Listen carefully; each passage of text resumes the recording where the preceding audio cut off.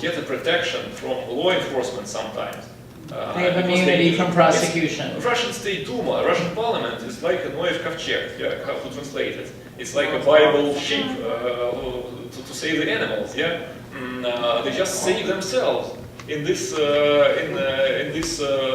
parliament, in this pro-Kremlin political party, not to have a tax, or at least to say that, you see, I am also a statesperson. I am in Putin's party, so my business is somehow protected.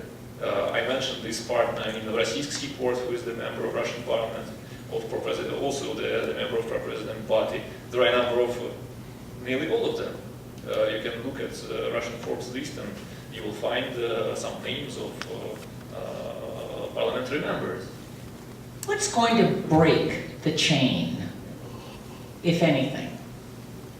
Well, I think that I have a great hope for the children of these oligarchs who are studying in Europe, in the United States somehow, sometimes. I think that when these people who have no this obligation, that these oligarchs, all these oligarchs have some obligations in their past. They have some criminal activity in their past. So they can be easily compromised, they can be easily oppressed by the state. Their children who will get these businesses and this wealth, I suppose that it will be not so easy to press them because of these differences. They have no criminal cases in their past.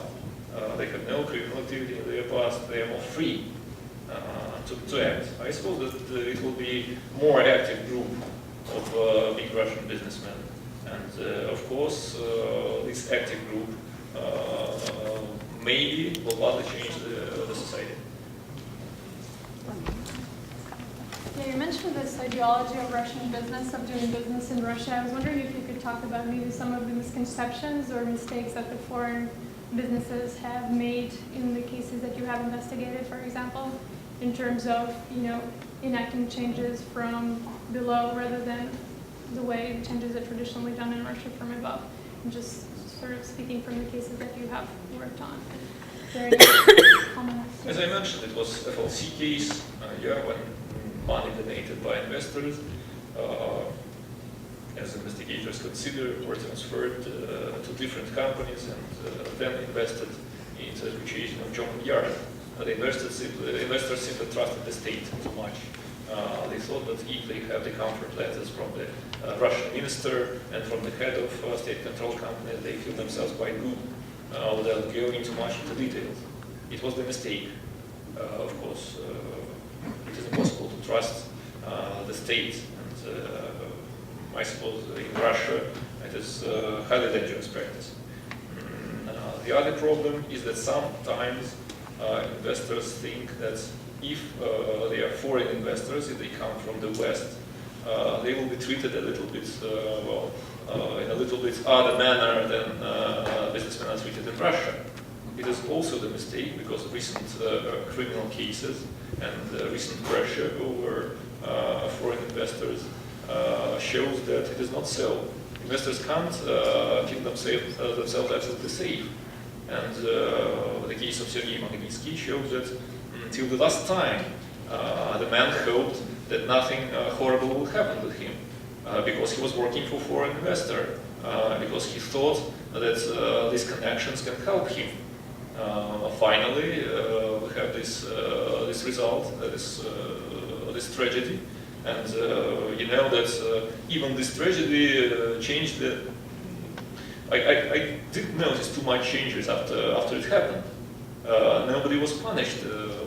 Some people were just fired. Yeah, but nobody was punished according to the criminal law.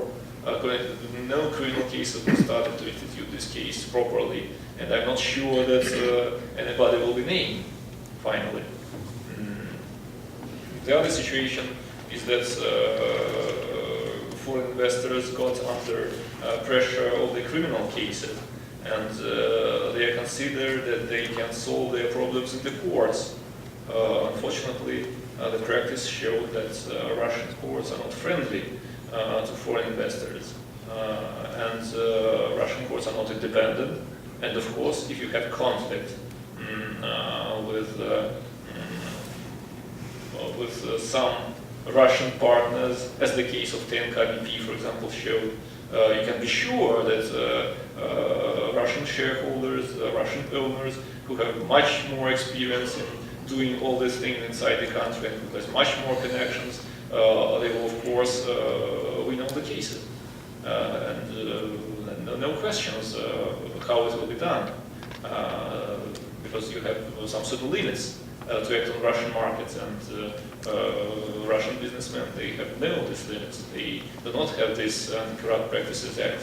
That you must take into consideration. But unfortunately, when we are talking about this Anti-Corrupt Practices Act and foreign investors in Russia, I don't think that for foreign investors it's really a problem to give bribes in Russia.